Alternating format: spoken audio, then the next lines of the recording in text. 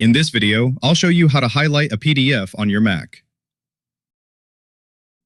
First, right-click the PDF file you want to edit, select Open With, and choose the Preview app.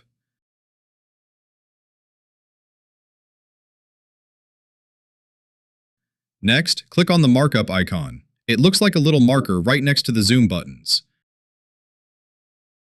If a window pops up asking for a password, it means the PDF is restricted and you don't have permission to edit it.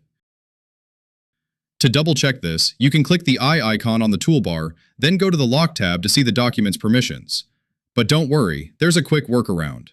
Just press Command-P to open the print dialog.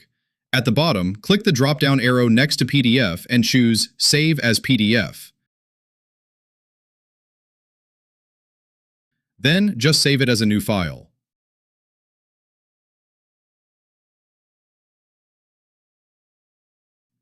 Now, open this new PDF file. If you check that eye menu again, you'll see you now have full permissions.